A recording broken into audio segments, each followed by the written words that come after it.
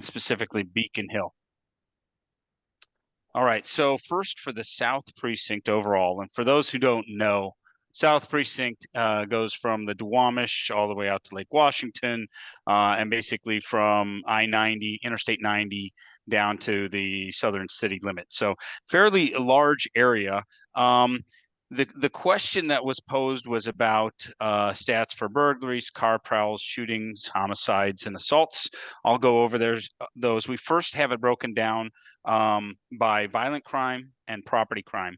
So for the South Precinct, we have unfortunately seen quite a substantial jump in homicides. There's a lot of, that always draws a lot of attention. This year to date, we are at 17 for the South Precinct. Last year to date, we were at 9. So that is truly alarming and concerning. That's almost a doubling. And of course, there is the one incident in particular that occurred at the Rainier Hookah.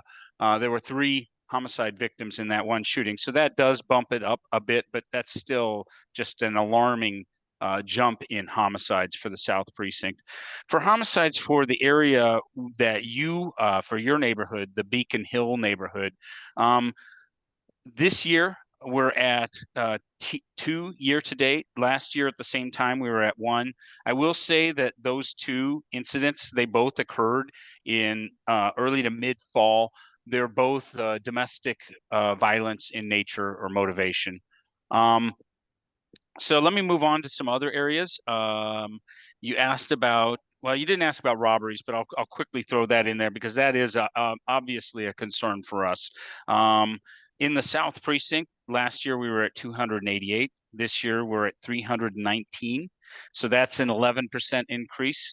And that's what we've been seeing across the city and in the South Precinct is that robbery, crimes of violence have been up overall over the previous year. The only category that's not been up is in the category of rape. That has declined quite significantly. In your neighborhood for Beacon Hill, it matches what I'm talking about for the precinct, where robberies are at 25 year to date. Last year, they were at 11. So that's a quite substantial jump in robberies in the Beacon Hill neighborhoods, which is concerning. And we'll talk more about what may be driving that here. But I wanted to get these stats out here. I want to a little more briefly talk about property crimes. So what we're seeing is that reports of theft, larceny are down overall. There may be various reasons for that.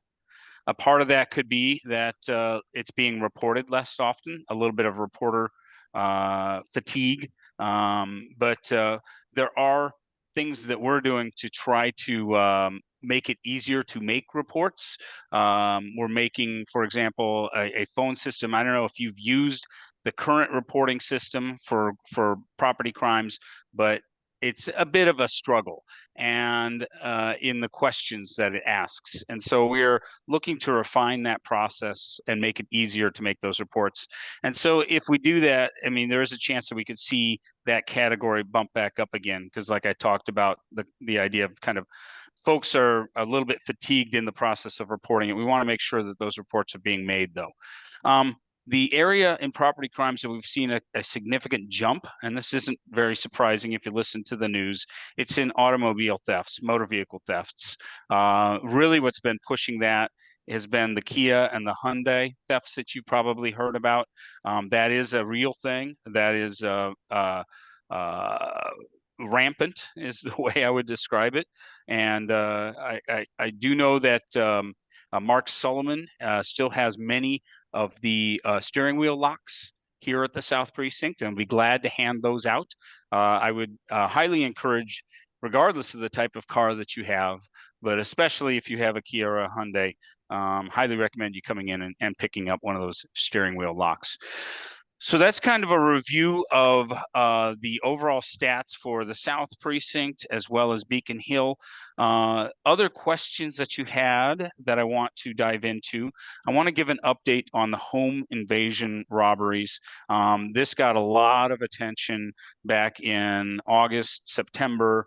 time frame when we had this series of home invasion robberies where it was primarily Asian households, often elderly, and we had typically between 3 and 7 armed suspects entering the household quite forcefully and you know, robbing, taking items of value, sometimes lingering in there for 15, 30 minutes before departing, again, often in stolen Kias and Hyundais. I'm very happy to report, I'm sure that you're aware, you've seen the news, but there were a number of arrests made, and I have an update on that. So there were a total of 6 suspects that were identified. You'd heard 5 before. The reason you had been hearing 5, which was 4 adults and 1 juvenile, is because one of those suspects that had been identified was able to evade the area. When the arrests were being made, he most likely picked up that his buddies were being arrested and was able to flee the area. But it was just 2 weeks ago that he was captured by U.S. Marshals in the state of Nevada. So we're very happy about that. So all, and I will say that definitively now, all of the identified suspects that we know of in those home invasion robberies have been apprehended. Further, there was a lot of investigation that went into this and was well documented. When these suspects were arriving at first appearance, there was a 120-page probable cause document. Now, you may not be familiar with, the court system and how it operates, but typically when somebody is arrested for a crime, a felony or whatever, usually whoever is writing up the probable cause document, they might write a couple paragraphs. They might write a page, depending on how complicated the crime is, or a few pages if it's a bit involved. I go back again to this being 120 pages of investigative effort that was documented and presented. And that thorough investigation and documentation has led to very high bail amounts for all of these now, 6 suspects, 5 adults and 1 juvenile that are in custody. The bail amounts are average around $750,000. Nobody has been able to post bail. All 6 of these suspects have continue to be held. They're still in custody. And we're very pleased with that because these were very heinous and violent crimes.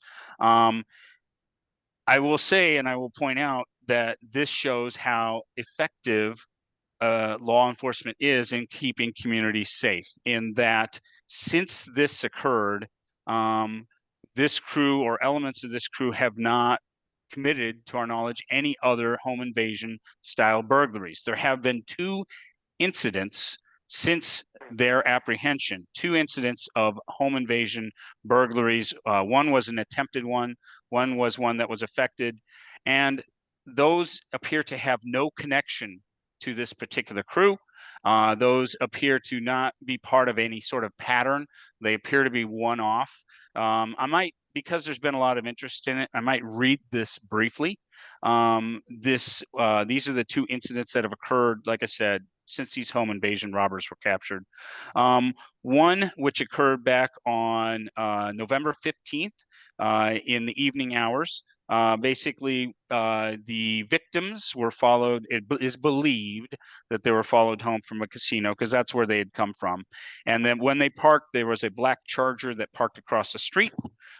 When they got out to enter their home, the suspects chased after them. The homeowner was able to push the door closed and lock it before the suspects could enter. The suspects fled the scene. There was video of the incident, and it does show that the suspects, at least one of them, was armed. So this, we haven't, like I said, it does not appear to be connected to this previous group. There is a bit of a similar MO there, but that's one incident that I'm aware of.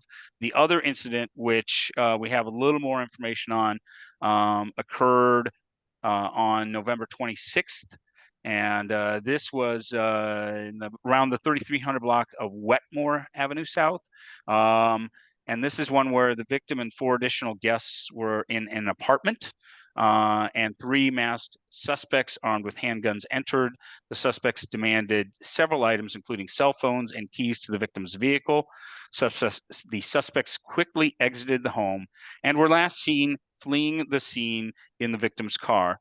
A short time later, patrol located the vehicle, but it took off at a high rate of speed, and it was able to elude officers. This is the type of crime where we are going to pursue unless there is a danger posed to the community that outweighs, the value of capturing them. But for a home invasion robbery, that will do everything within our power to take those suspects into custody. In this case, unfortunately, they were able to successfully elude. But I wanted to highlight that because there's a lot of attention, focused right now on the home invasion robberies.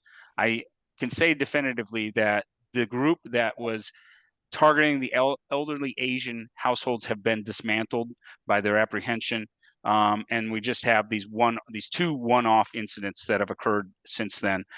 Any crime such as this is going to get vigorously investigated. And I'm going to turn now to some other updates on robberies. I'm not talking about home invasion robberies. We have seen, I mentioned when I was going over the stats, kind of the spike that we've seen in robberies occurring out on the street. These robberies typically are occurring in hours of darkness, but not always. Frequently involving, again, Kias and Hyundais as a mode of transportation, often multiple suspects, often armed, and unfortunately, often very young suspects. And so that is concerning. That's alarming. We have had, I was just talking earlier today to the lieutenant. Actually, he's acting captain right now in our violent crimes section, and he was updating me on some of their recent successes. They've had a number of arrests, specifically within the past 3 months, regarding the robberies. Again, we're not talking about home invasion robberies. Regarding street robberies, there have been 13 arrests. And we've had, within the past few weeks, we've had 3 carjacking suspects that have been arrested, and 2 street robbery suspects that have been arrested. So very pleased about that work. That work will continue. But this is still a concerning trend that we're seeing. I'm pleased to see that the home invasion robberies have dropped off, but I'm alarmed to see that we still have these street robberies, and we will do everything we can to effectively address and reduce those street robberies, particularly when it comes to gun crimes. Very alarming. So going back to the questions that you posed to me, you also asked for a staffing update. So a lot has been talked about the Seattle Police Department and our staffing challenges. I wanted to make this very specific to what we're experiencing in the South Precinct that serves all of you. So we just looked at the numbers, what we have lost on the South Precinct staffing from the start of the year. So at the start of the year, we had 24 officers that are assigned to our first watch. That's the shift that comes on at 4 a.m. and they work until 2 p.m. And that's dropped by 1. It's now 23 officers. That's, not a significant, not any loss. We hate to see any officers go, but that's not a significant change in my mind. On second watch, which is the shift, the daytime hours, a very busy shift that starts at 1100 or 11 a.m. and they work until 9 p.m. They have remained unchanged at 26 officers. And then for our third watch, that's where I'm concerned the most, because third watch has the greatest demand. They're the ones that are often responding to these hours of darkness, robberies, and crimes of violence and gun crime scenes. And they have gone from what was 27 at the beginning of the year to now 24. That's a drop of 3. I'm concerned by that, and I'm concerned because I have heard of other third watch officers that are considering, applying to other agencies. And so that's a real concern for me. If you think about that number that we're at currently, 24, that doesn't mean 24 on any given night. That you can half that, because we have basically an A side or an A platoon and a B side, a B platoon. And one of those is they're each working 4 days out of the 7-day work week. They overlap one day, which is Monday. That's our heaviest staff day for the South Precinct. But on any other night other than Monday, if everybody comes into work, that's 12. That's 12 officers to handle that entire area that I described as being the South Precinct. That's not a lot of officers. We try to make ends meet as best we can with patrol augmentation, which is essentially paying overtime to officers from other shifts or officers who may have their day off. But we do what we need to bolster our numbers to what we consider to be our minimum safe staffing on any given day or night. So that is a staffing update. We need to turn the corner. We're not losing as many as we had been. Now I'm talking more generally as a department. We're not losing at the rate that we had been losing, but we definitely want to turn the corner to where we're gaining more than are leaving. And we haven't quite turned that corner yet. So I'm hopeful for the new year, for 2024, that some of our retention and recruitment efforts both pay dividends. And I'll make a side comment briefly that it would be nice if what's called SPOG, the Seattle Police Officers Guild, which basically represents the labor negotiation for the officers and the sergeants, they've been without contract for several years now. It would be great if we could get that settled, because that would help us be competitive with some of these other departments that officers leave to transfer to. Let me go back to the list of questions. Oh, the last thing I see on there is goals for 2024. I think I kind of talked about that. In my mind, in prioritizing what I want for the South Precinct, I focus, my first priority is to officer wellness and support. We definitely need to do what we can to keep what we've got. They're outstanding, excellent veteran officers doing a very hard job. So that's my priority for 2024. Second priority, service to the community.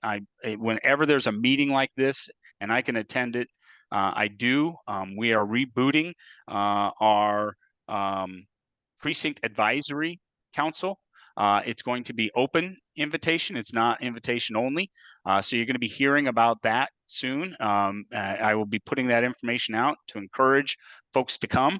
And that the first meeting with the Precinct Advisory Council will be in January. We expect it to be quarterly thereafter. I'm hoping to get folks from in the department that can address and educate on specific matters, specific concerns. For example, I talked about that lieutenant, the acting captain in the violent crime section. I think having someone represents the violent crime section would be very valuable to speak at one of those type of meetings. So I think I've covered your requests from your questions. I'd like to, at this point, open it up for any follow-up questions that anybody might have.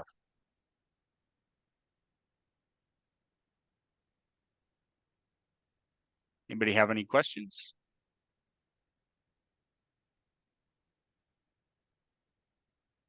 All right, I think that concludes my portion. Thank you very much. Actually, sorry, I was just waiting for somebody to ask a question, but I guess I'll ask one. Yeah. Hi. Yeah, so I've been living on Beacon Hill for whatever, 25 years now.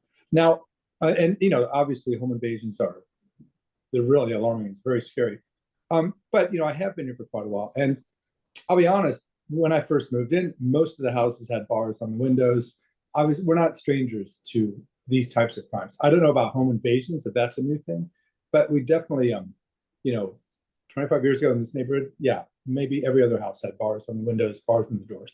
I'm just kind of wondering, and I'm guessing you haven't served for quite that long. But in terms of the 27 years, but not all down here.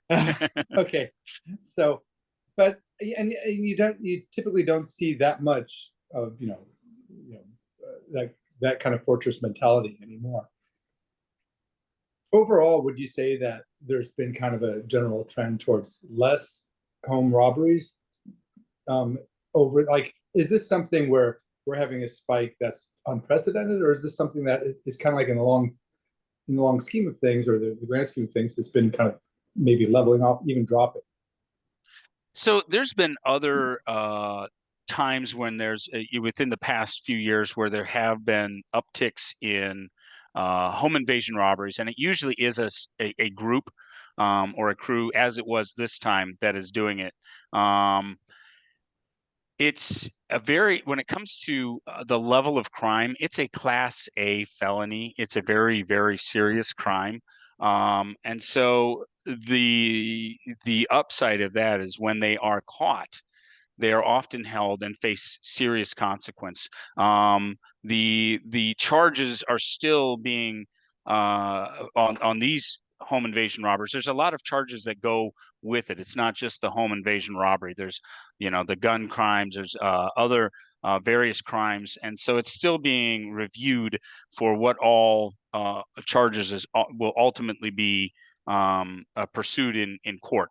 But I guess the point that I'm making is, yeah, we'll see.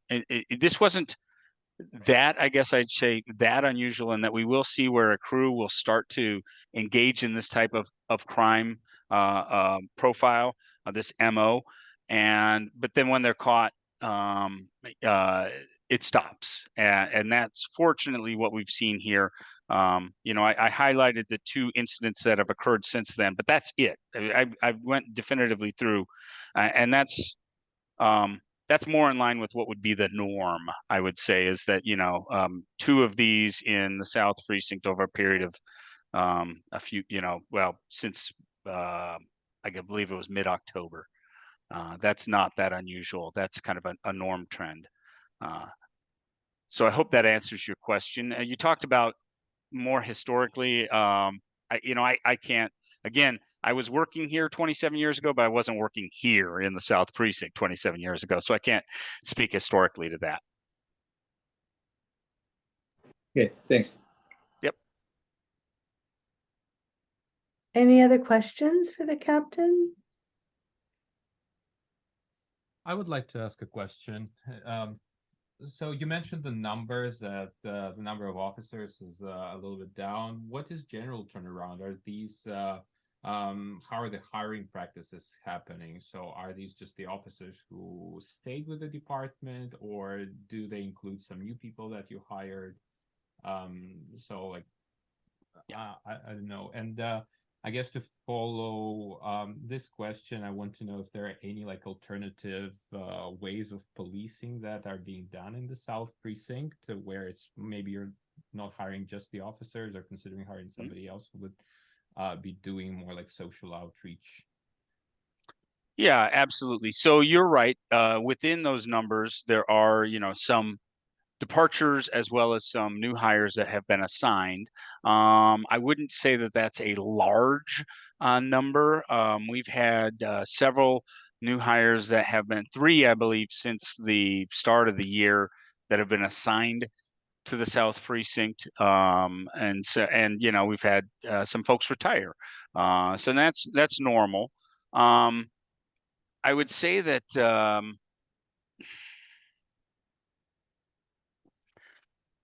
the second part of your question, you're asking about what we're doing to attract new hires or what the challenges are. Is that accurate? Kind of what you're looking for, or? Well, possibly. As far as I understand, just the situation in Seattle, or what I hear from other people talk about when we talk about the police, that they're just, not everybody wants to join our police department, but for that reason, I'm wondering if there might be like just alternative like job descriptions, job duties, so that they're more appealing to communities, to people who might be considering working in the police but do not want to, do this kind of. Yeah, you're right, as you characterized it, that part of the challenge now is that there are many who would not consider a career in policing that may previously have considered it for various reasons. There was a lot of negative press around policing, and that made an impact on society, and including those who would consider, what their future career is going to be. And that is a real challenge. When I first was hired 27 years ago, the Seattle Police Department would have a hall on the UW campus, an auditorium where they would have everybody come in that was going to be testing. So pretty much your odds for every 50 people walking through that door, one might be hired.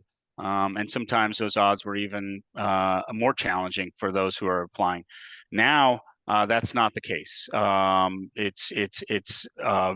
pool is quite significantly shrunk, and so yes, those challenges aren't just here in Seattle. Those are across the country. We have, police in general as a profession across the United States are having a much harder time attracting applicants and recruits, those who are suitable, those that will pass our rigorous background checks and meet our standards. But like you asked about, there are other things that we are using here in Seattle. There's the CSOs, community service officers. They do not, carry a gun. They are handling calls that or assisting on calls in various capacities, but they're not a sworn law enforcement officer. And so we do have a number of CSOs. I believe we're still hiring more. And they are deploying throughout the city, including in the South Precinct. You'll see them, if one example is they'll assist on, transport, like when there's say a child is taken into protective custody. I'll just give that as an example.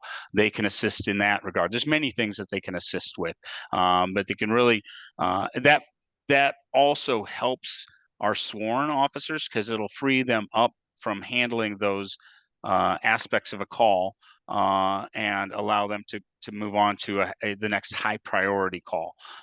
So that's one thing we're using. You probably have heard about this CARE team where we have basically crisis responders that are handling calls where it's either collaborative, meaning that they may have a police response combined with these crisis responders that are going out to. This is the type of call where you have somebody having, for example, behavior that appears that they're in crisis or they're experiencing some sort of mental or drug-induced episode. The officers will go, the crisis responders will go, and then they'll make a determination as to, okay, how's the best way to proceed with getting this person the help they need? Can this call be handled just by this crisis response team? And that might just be if there's, a trespasser sleeping in a doorway. You might not have uniformed officers, with the sidearm showing up to handle that type of call. You may have this crisis team, but this CARE team has not been pushed out citywide yet. It's right now. It's being. They're still hiring. It's very new, and they're deploying it in downtown. But the ambition is to push it out to all the various precincts, and I think that will also help take a load off of uniformed patrol and allow us to focus on, those crimes, those calls that involve, the potential for violence where you need to have an armed officer responding to restore order and keep the community safe. Yeah, I think that covers kind of the two things that I'm aware of that we're doing where we have civilian employees.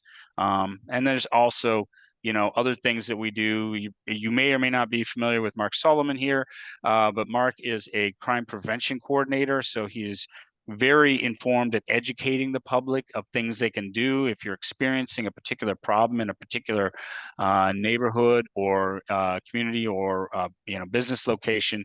He will give advice on how to make it less make it safer, make it less likely to be prone to particular pattern crimes that might be taking advantage of darkened alcoves and whatnot, how to kind of set up that location to prevent and discourage criminal activity.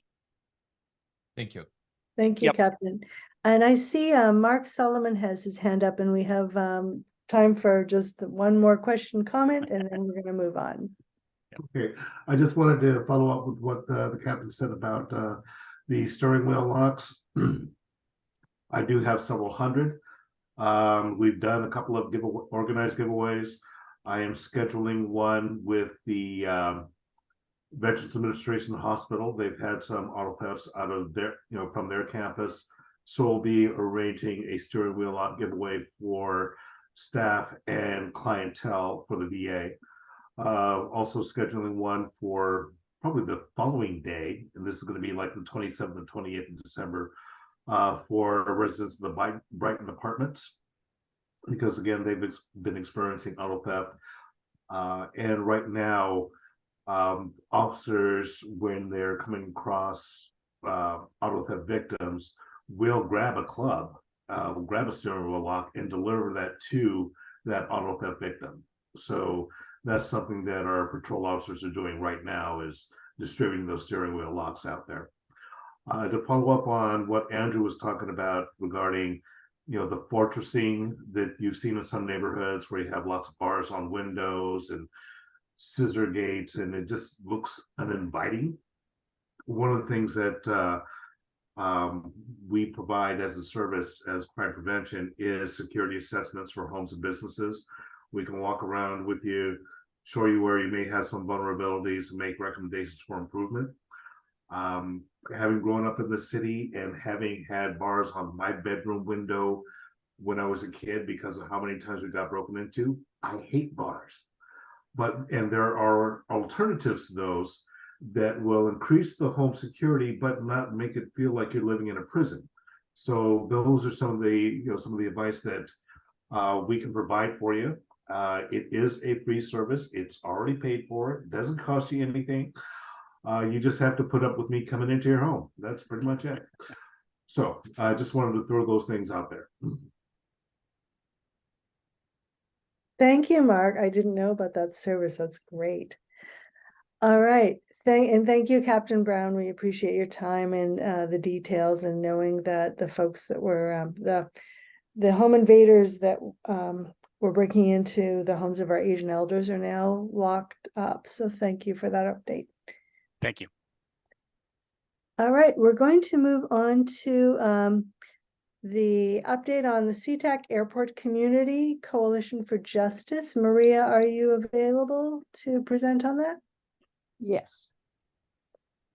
Good evening, everybody.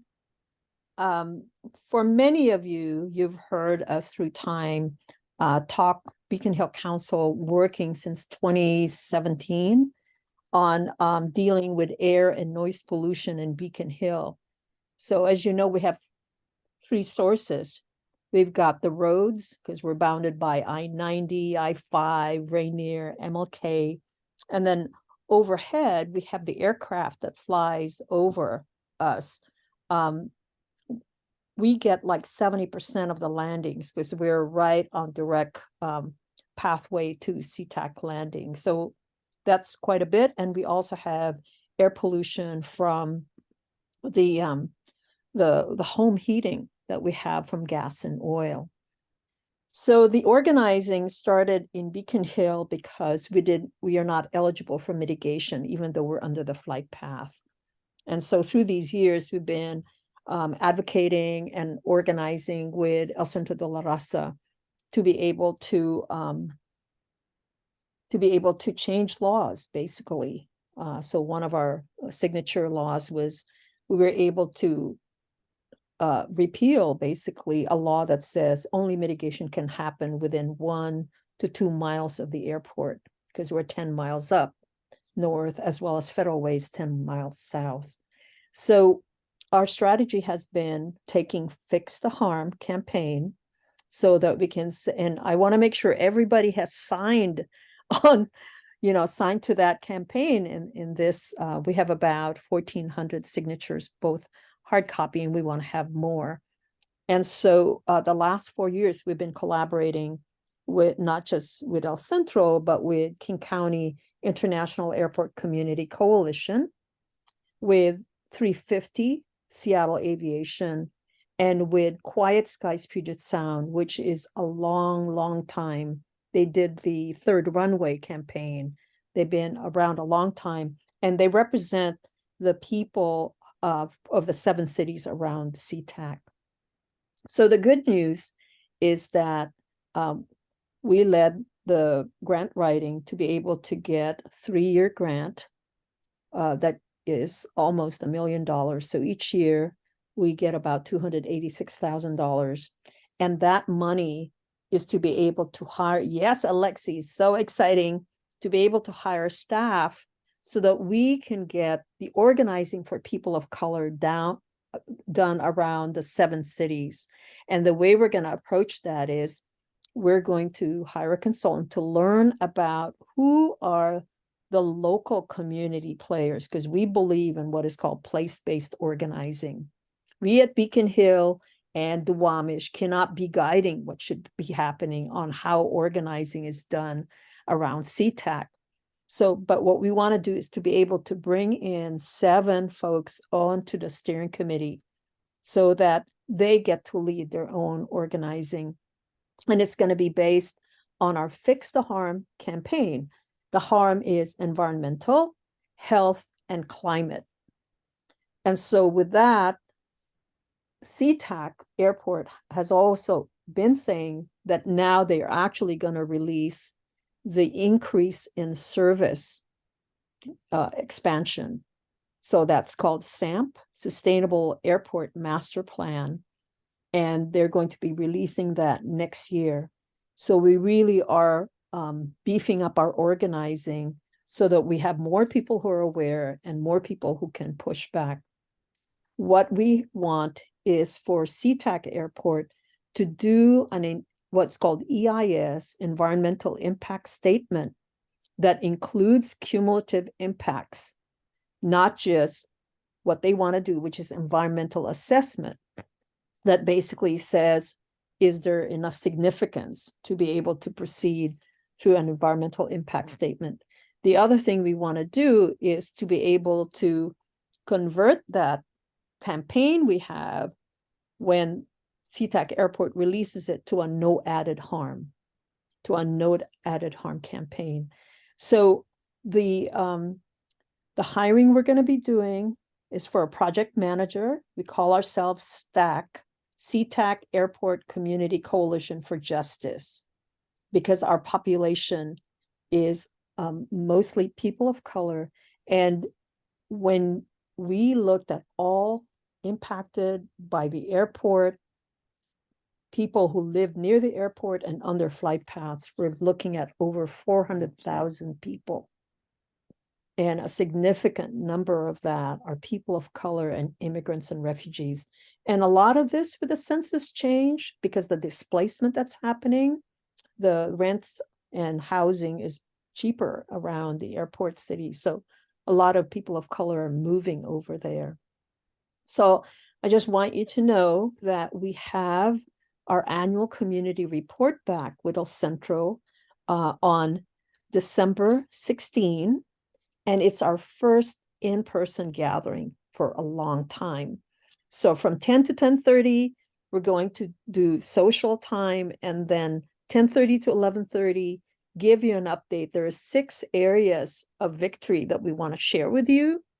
And then afterwards, go back and again, get to know our neighbors. It's been too long since we've gotten together. So it's an exciting time for us. And we are building capacity so that we can actually really do organizing. So with that, I'm just going to open up the floor for any questions or comments. But because each and every one of you who live in Beacon Hill, we're impacted, and we want to have a better environment for you and for the children in particular.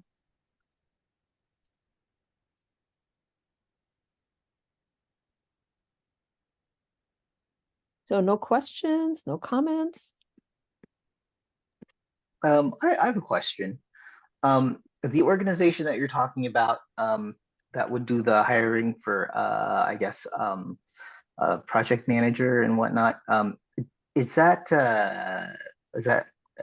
under a nonprofit? Yes. Let me break that down for you, okay?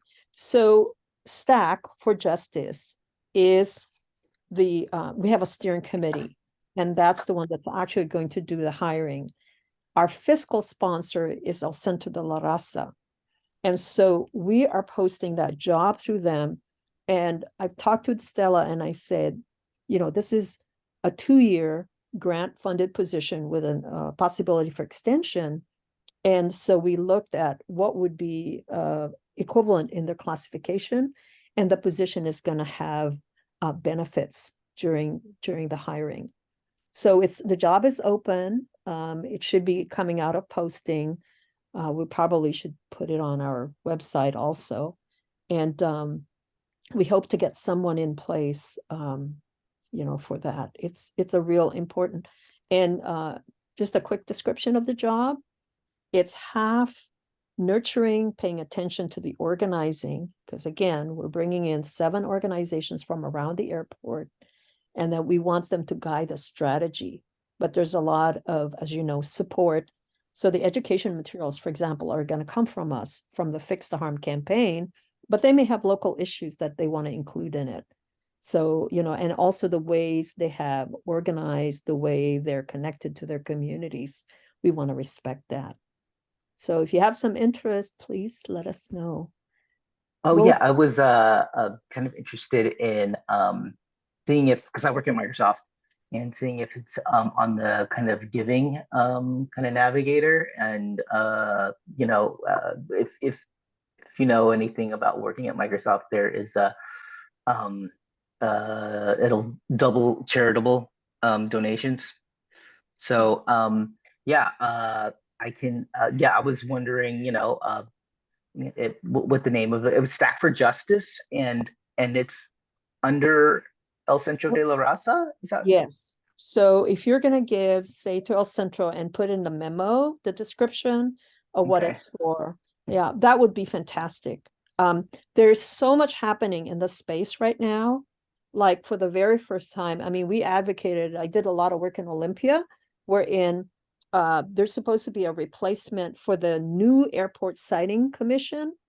Well, they have a replacement for a study group, but what they're looking at is basically looking at all forms of transportation to see how that could meet the additional demand for air travel and air cargo. And so that's a victory for us, because before, the only assignment that was given is to either look at expanding the existing airport, which is SeaTac, or to site a new airport. And then the other thing that's a victory is Representative Tina Orwell, and I hope to invite her to the update on December 16. And I'm putting the Eventbrite on the link, and we'll get that out to you guys also. But she did what is called an equity statement, which is because our area with 2 million population already has a very big airport, before SeaTac can be expanded, it has to look at expanding other airports. So it'll be interesting to see how that actually plays out. And the last point that I want to make is Earth Justice is giving us pro bono services, legal services, so that when it's time to respond to the expansion plan called SAMP, that we're going to have them. Thank you, Nora Lane. I so appreciate your being here, because that's going to be an important piece to what we're doing. Because, we as community know what we experience. We know what's important to us, but there's so many twists and turns with regards to the legal and the science of these matters. So thank you for the contribution, William. Of course, yeah. Well, yeah, let me know if there's anything else I could do. And this is a matter that's very close to my heart. And in fact, I think it was a few months ago I attended kind of a community meeting with Adam Smith around SAMP and a lot of the kind of aviation pollution issues for the Normandy Park, Federal Way, and Berrien folk. So it was very interesting. So yeah. So we have, we're opening up the recruitment for the Beacon Hill Council. We have an environmental justice task force. Deirdre is has her hands super full, so she's going to step out of that. So we're going to need more people to be on that task force. So if you're interested, you can go onto our website. The strategy that we're using to guide our work is based on the community action plan that was developed in 2017. We ran over at El Centro, we had an EPA grant. We ran 24 meetings in 6 languages. And out of the input of the folks, it came out with an 8-point plan, which is basically education, changing the rules. What people wanted to say is to change the flight path. And he said, that's a little daunting. We want to change the rules. And then it's addressing pollution from other sources like roads and home heating and trees. Trees are really important to the work that we're doing. So yeah, you guys come on board. That'd be great. Thank you, Maria. Are there any other questions or comments about this? Can I also ask a question again? I was just curious, do you work with Boeing in any capacity, or more specifically maybe with their union in terms of supporting maybe the building of less noisy airplanes? I know that there is an effort right now for them to manufacture something new that will be at least noise pollution can be reduced by that. So Alexi, I'm going to answer your question in a very simple way. The Beacon Hill Council, we're volunteers. Only 2 of us are retired, so we have to be very picky and strategic on what we engage in. So for example, there's an opportunity right now. The Port of Seattle is trying to convene a South Seattle roundtable, but that takes a lot of energy. So what we're doing is we're picking and choosing. So the strategic choice that we made is that we worked hard to amend the King County Strategic Climate Action Plan because they did not have aircraft emissions as greenhouse gases. So we got that amended. And so out of that, we get to prescribe how to measure the fuel that's being pumped and being utilized. And second is we and our partners are members of the King County Joint Aircraft Task Force, because what we wanted to do is really have written material on how effective are these strategies that's so-called would reduce air pollution or greenhouse gas pollution. And the sustainable aircraft fuel has, by the time it gets produced, it can only reduce the greenhouse gas or the carbon emission by 10%. But at the rate of flights being increased, whatever net result will be lost. So we're being very strategic because that report is going to be coming out near the end of this year. And we're actually asking them, if we disagree with this report, will we be able to do a minority report?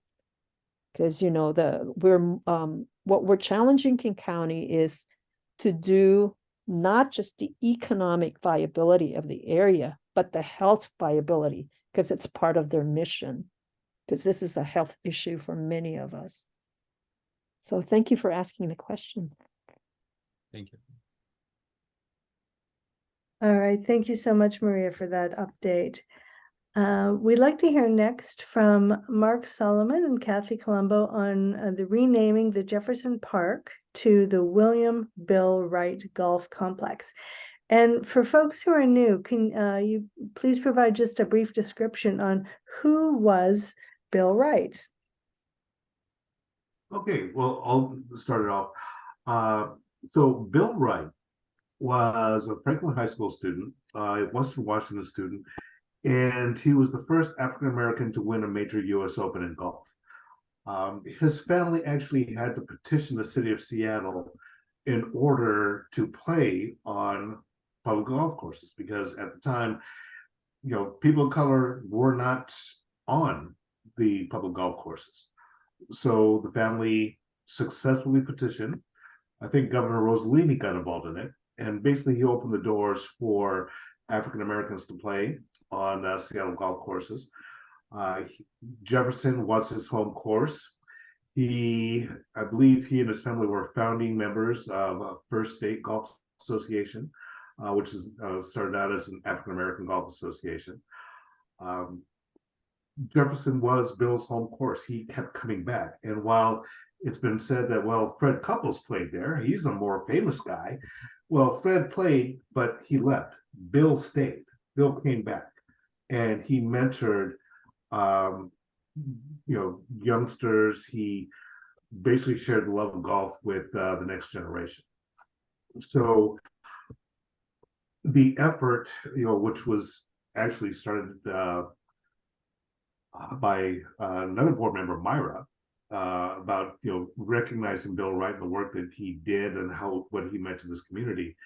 Kathy and I picked it up. Actually, Kathy really picked it up to get an effort going to rename Jefferson Park Golf Course after Bill Wright. So we enlisted partners with First State, First Tee, Premier Golf, Redbird, the golf clubs at Franklin, Cleveland, a bunch of community members. We had on October 10th, which was declared by First State as Bill Wright Day. So this past October 10th, about a month and a half, almost 2 months ago, we had Bill Wright Celebration Day at Jefferson, where we unveiled our idea of renaming the golf complex, not just the course, not just the 18 hole, but the whole shebang after Bill Wright. Had some community members show up, had a lot of speakers, had somebody from that knew Bill from Western Washington who spoke on his behalf.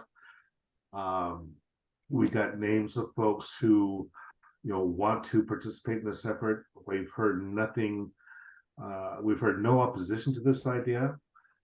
We do have some allies on city council and the incoming city council, and working with our committee and Jesse Jones. Some of you may be familiar with him. We got an idea of how to move forward to enlist the support of Fred Couples in this area. So we do have a partnership with the Seattle Parks Foundation. They are the fiscal agent for this effort, because what we want to do is raise community funds for the renaming, for a wall of remembrance, for a statue, something that's going to be permanently at the golf complex that honors Bill Wright, and it's not just a plaque in the in the restaurant. So with that, I'll turn it over to Kathy to provide further updates. Number one, we want to thank the Beacon Hill Council and all the Beacon Hill community members for your continued support in pursuing the renaming. So just to clarify, we're looking to rename the golf course, which is the 18 hole, the 9 hole, the clubhouse, not the park. So it would be the William Bill Wright Golf Complex at Jefferson. What we had an attendance on October 10th of 55 plus people that attended, and the real joy came from people sharing stories about what an amazing human being Bill Wright was, not as a human being and also as a golfer, and why it is important that his legacy continues.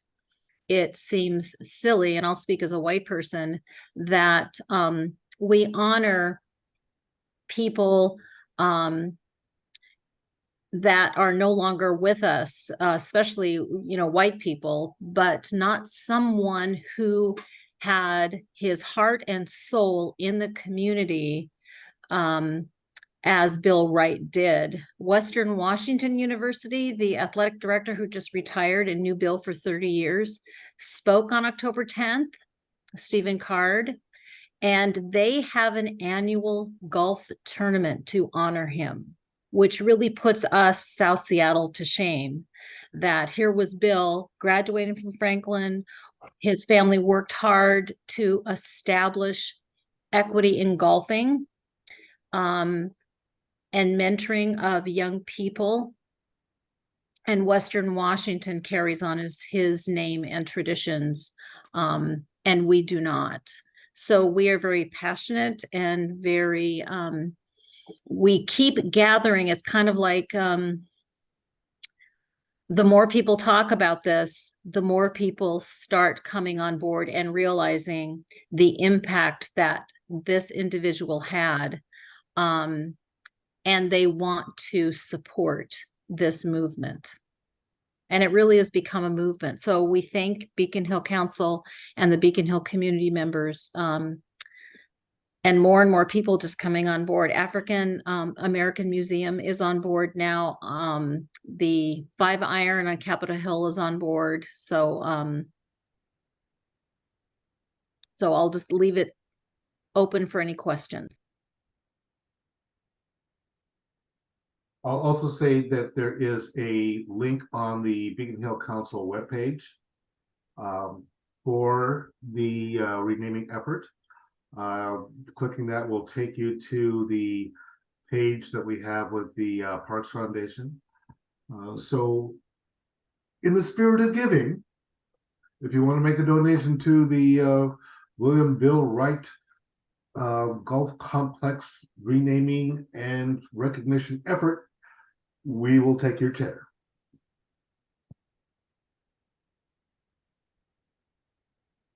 All right, thank you very much, Mark and Kathy. That's so exciting that it's gaining momentum and we might finally get the change of name.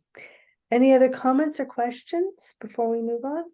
Yeah, actually, I have a question on somebody's in front of me. Yeah, I was ahead of you, Andrew. I just want to say, everybody, let's give Kathy and Mark a big hand. This is heavy lifting. You get mainstream organizations coming down and saying, yeah, we support this. That's big time. Thank you. Thank you. Go ahead, Andrew. Yeah, so I'm just curious, what's the major hurdle? Maybe you mentioned that, or maybe I missed it, but what is the major hurdle in terms of making this happen? Kathy, I'll let you take this one. So the major hurdle is Parks Department. They continue to be an organization that is, they're good at ignoring. So we're not giving up. We would encourage anyone to write letters. We are attending again the board meeting on Thursday and working to get a listening session with AP Diaz, who was very interested in July when we presented. But we have not got a listening session with him yet.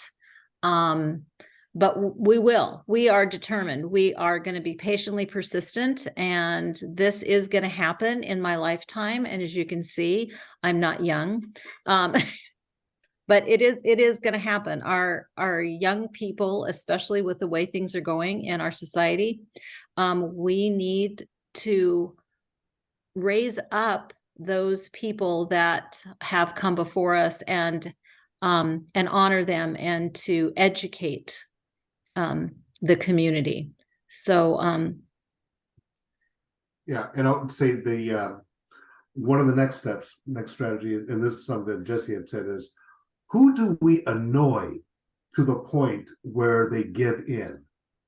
So I'm envisioning letters, postcards generated by the folks who are on the mailing list and just flooding the inbox of the Parks Board until they give up and go, okay, we'll do it, damn. Right. The example that's been used is there are some neighbors of Lincoln Park who were all up in arms about a pickleball court, and they dominated one of the meetings to talk about a pickleball court. We need to do the same thing when it comes to this. And again, just flood the Parks Board with support from the community saying, hey, when is this going to happen? We want this to happen. When is it going to happen? And just irritate them to the point where they give up and go, okay, damn it, we'll do it. Yeah, Mark, that was table tennis in the north end. Oh, I'm sorry. Table No, tennis. that's okay. Table tennis, pickleball, I don't know. I don't play either one. Andrew, do you have any more questions? Yeah, I guess I'm just kind of shocked that there would be resistance to this because it seems like a no-brainer to me. Is it just a matter of process? Is it like just bureaucratic? Like there's going to be a cost to changing, signage, letterhead, etc. What we've heard is that the renaming committee is backlogged. And It's one guy. it's a nice way of saying, yeah, down the road. So that's why we're going to be patiently persistent. We're going to continue to have the Bill Wright Recognition Day every year because First State started the Bill Wright Recognition Day in 2009, and it didn't have the momentum that it is now. And so we want to keep that going. We want to keep his name out in front. We want to continue to educate people because you should have heard, and I think Amy and I can't remember who else was there. And again, it Leah just was there. Yeah. thank you so much. It warmed our hearts to see people from the Beacon Hill Council there.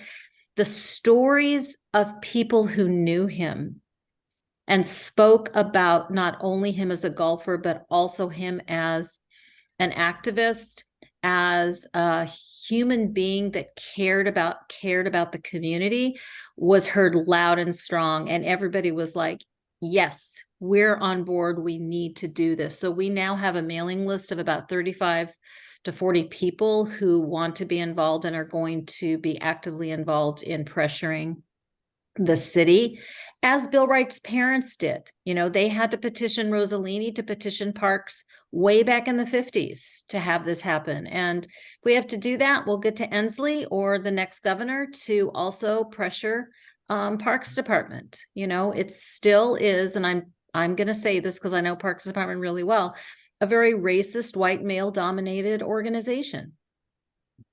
And it's got to change.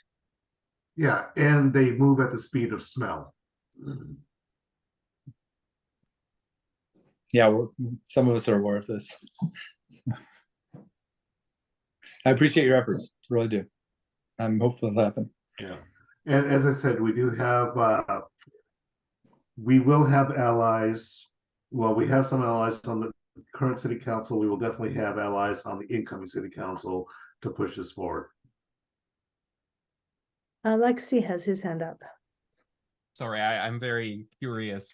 It's my first meeting and learning a lot, but this question about the golf course came to my radar too, like a while ago. I know that, I'm not a golfer, and I know that golf courses are just this kind of inequitable space in terms of access for the community to the green space. Like it occupies that important piece of land.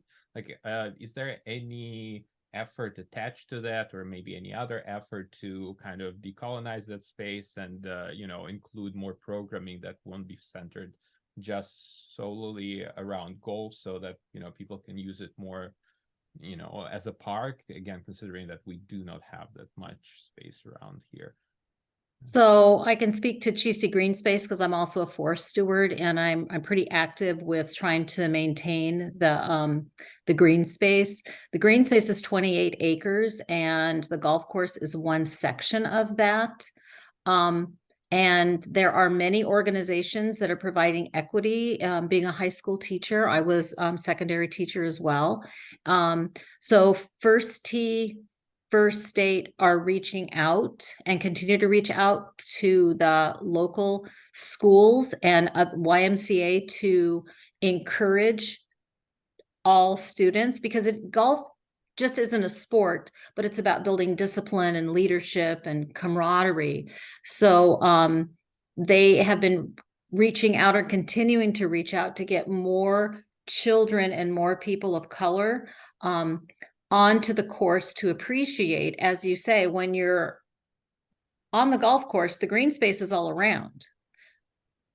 And so young people begin to see that as well and are curious about what is in the green space.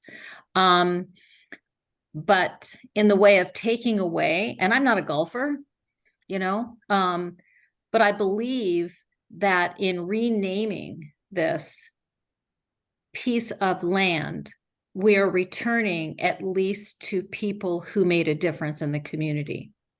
To return it to the Duwamish or to the Muckleshoot would be amazing. But that isn't the work, Alexi, that we're doing. Is that, I don't know if that answers your question. Well, I know that there's some efforts, around the cities, also for the city of Seattle, to like open that space for other occasions, or like when it's not used as a golf course, it might be open to the communities. I mean, I'll put an article in the chat, kind of analyzing the aspect of the golf courses. I know that people use it, and I've heard a lot about the programming. Just curious if that's attached to the effort, or maybe that's actually another opportunity to invite more people in and appreciate both the not necessarily the game, but the space. That would be great. Well, Welcome to come to our next meeting and to offer your ideas, because I know the space is opened up when it snows. We cross-country ski on the course. Yeah, Alexi, I do want to respond. When you're talking about decolonizing a space, one of the bigger invisible things that's happened is, where do people with less income and people of color play golf in the city? And that's at Jefferson. Where do the young people have an opportunity to learn how to play golf? That's with Redbeard teaching lessons for free. I mean, there's a lot of community support. Where do people feel comfortable that they see other people of color? Because, for some, if you don't see people who look like you playing the sport, you think it's unattainable or you're not supposed to be there. So in many ways, this Jefferson golf course really is the access. It's the equitable access we're looking for. And we want to raise its profile because of the very specific, what we call significant person events that had occurred there. I mean, young Bill Wright Jr., he learned and he was playing and practicing golf there. And Kathy actually at a previous meeting articulated how there are many other classes within our high schools that come from there. So there's that one picture. There are some discussions about wanting to put housing in there, but there's no other replacement.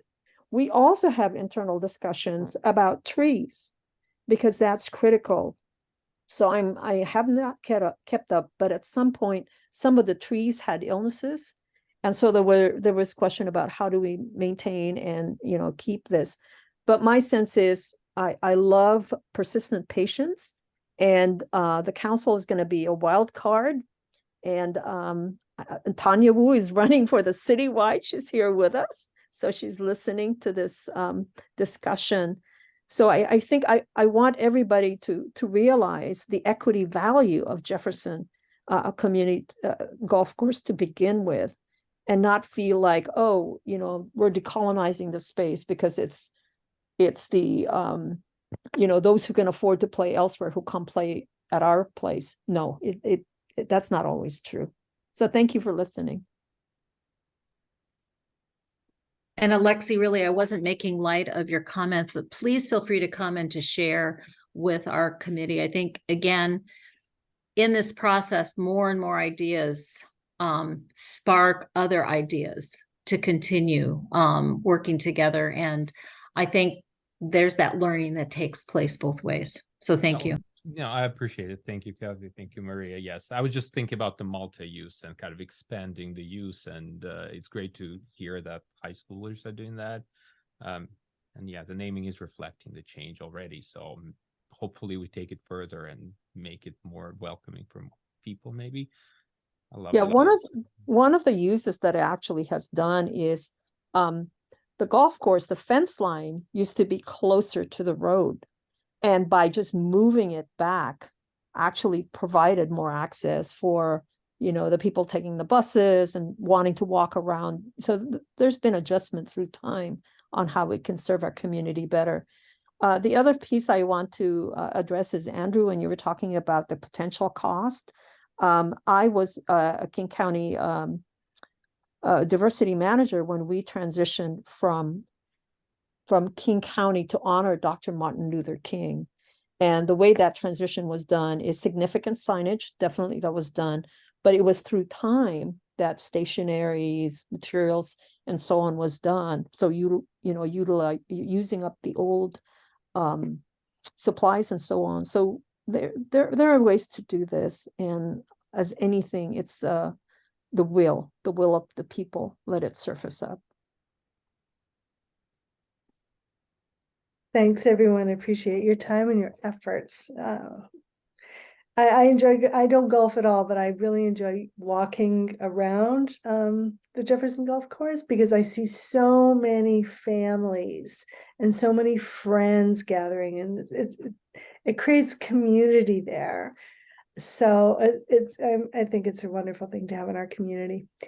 Last thing that we have on our agenda is we're going to make some changes in 2024 for our monthly meetings, and Maria's going to chat about that briefly. Okay, so we have a couple of ideas and we want to run it past you guys, okay? So right now, the way our meetings are structured is it's on Zoom, and we meet with community from 6:30 until 8. And then after 8 o'clock, the council meets so that our decisions are informed by the issues we bring to you and what actions you want us to take. We are so exhausted by the end of the evening, and we realized also that we are just moving through a lot of issues really fast. So here's the idea that we want to do, which is basically to have every other month an in-person meeting with community and have topics to be discussed with more depth. And then, of course, I'm making this up because we haven't decided. So let's say it's the even months that we gather together, and it's the odd months when we can just have a regular council meeting. And we have a caveat to this, which is as we need to have an emergency meeting with community, we will do that. So I'm just going to open the floor and see what you think of that idea. If we did an in-person, would you come? Would you bring folks? And we also want to move the meetings throughout Beacon Hill so you get to meet your neighbors. People think it's just North Beacon Hill. No, we're 6 miles long. We're 40,000 residents plus. So, comments. Don't be shy.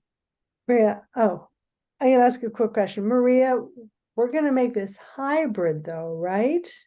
So Yeah. that folks who cannot come in person can still join online. Yes. It's going to be tricky, but we'll figure it out. Jerry, you got your hand up? I do. I a lot of it, I have to say, I love being able to come upstairs and Zoom. But I know you do lose a lot of the in-person stuff when you don't get to see people. And I have to say, as somebody who doesn't like to drive at night as much, that's a little issue. And I wonder what kind of spaces are available to us. Honestly, it's South Beacon Hill. I can't, in my neighborhood, I can't even think of a large enough space. There are 3 although I don't know spaces. about the churches. Some of the churches that, although they're more mid-Beacon, and then there's the parking issue. So South Beacon Hill, the ones that we've had community meetings are at New Holly Library, the New Holly Hallway. Yeah. There's the Van Asselt Community Organization. I know I've checked in because we've had training on air and noise pollution at the International Drop-In Community Center. So off the top of my head, those are 4, and they all have parking. Oh, that's way better than I thought, Maria. Thank you. I'm always scouting, you know. Yeah, you are. Would you guys come if we have an in-person meeting? Cliff? Nora Lane said, yeah. Andrew, would you come? You know, I have come in the past. I remember they used to be at the library, and I will say it is kind of convenient to be able to just pop on here. In fact, I almost missed today's meeting because I forgot about it. But you know, yeah, I definitely enjoy having in-person meetings. I also think the accessibility thing is really important to have them hybrid, but that is definitely a technological issue. And believe me, my division at school, we're struggling with that ourselves. So, but I definitely like the idea of coming together as a community to discussing these topics. Yeah. Some of the topics that have popped up so far, incoming Port of Seattle President Toshiko Hasegawa, who's a Beacon Hill, resident. She's interested in coming into one of our meetings so we can have a focused discussion. The city of Seattle is developing a tree plan and they're interested in presenting, so we have different folks who are interested in coming to talk about the issues. Maria, Roberta asked the question, would there still be a monthly meeting, but other month it would be in person? We have not really talked about that. We know that as Beacon Hill Council, just to keep up with the workload, we need to have monthly meetings. With regards to the community meetings, are you guys interested in doing monthly or bi-monthly meetings? As in every other month, not twice a month, correct? Oh my God, yes, every other month. Okay, so me too. Let's have a thumbs up. That's what I was gonna do. Okay. For Do a those, thumbs up if you would be okay with having meetings every other month. Okay, great. Any thumbs down? Okay, Robert. I want to make sure I understand this. When you say meetings every other month, so there wouldn't be a Zoom, so there would just be one in-person meeting every 2 months and there would not be any Zoom meetings? We need to talk about this a little more because I don't know that we have the capacity to do hybrid. They are harder than they look. Yeah. Oh, no, no doubt. What we're saying is our meetings will be the community meetings will be every other month. Like say January, March, May. So 6 times a year. so the positive thing about that is when we used to have in-person meetings, we actually had a little bit of food. So people coming straight from work could enjoy that. There were times when we would do little raffles because we had extra gifts, Christmas or Valentine's, so I think what we're trying to do is we want to have more fun. Okay. Things are hard. Issues are hard. And part of community building is that in person, having those discussions. And right now we're just so, we start 6:30, we end at 8. And the really good ideas surface when there's discussions, when there's conversation. Aaliyah has her hand up. Yeah, I was just gonna suggest maybe if we could, because like Deirdre said, we haven't really discussed it yet as a council, but we can get people to agree here to do every other month, and then maybe as a council we can decide the breakdown of how frequent the in-person is. Like maybe we could do our meetings every other month, but then every other meeting we do it in person, or maybe we try to do it in person like 4 to 5 times a year, or maybe we schedule them around certain holiday events or elections or something like that. So maybe we can strategically scatter the in-person events throughout the year. Just something, so we don't have to decide it all now or make a decision, then come back later and then be like, oh no, we changed our minds. So. Mr. Cliff. I'm gonna unmute you. Hang on. Okay, you have to unmute yourself. There we go. Now we okay. I like the idea of having these monthly meetings. I don't have a problem with Zoom, but I could live with a quarterly in-person meeting, like once every quarter. where we can get together. I think every other month is kind of a lot, but once a quarter where we have an open meeting, I mean a gathering, I see no problem with that. So Cliff, are you saying you want to do you still want to have monthly meetings with the Beacon Hill Council, or would you be okay with, yeah, or would you be okay with every other month have a Zoom meeting? I can live with either one of those. I think just once a quarter for a gathering would be more enough. That's 4 times a year, and we can cover a lot because you probably have it for at least 2 hours or something, and you can cover a lot, and then you can look a person in the eye versus in Zoom when they get when you kind of hit them up with some hot questions. So I like that idea, but I think quarterly would be fine versus every other month. Thank you, Cliff. Amy, you have your hand up. Yeah, I just want to say, I mean, we could discuss this earlier, just that we're all volunteers on a Beacon Hill Council, so it's difficult to create, do a monthly meeting. So I just want to let people know that we're all volunteers and doing this outside of our work and family life. Thank you, Amy. Any other comments or questions?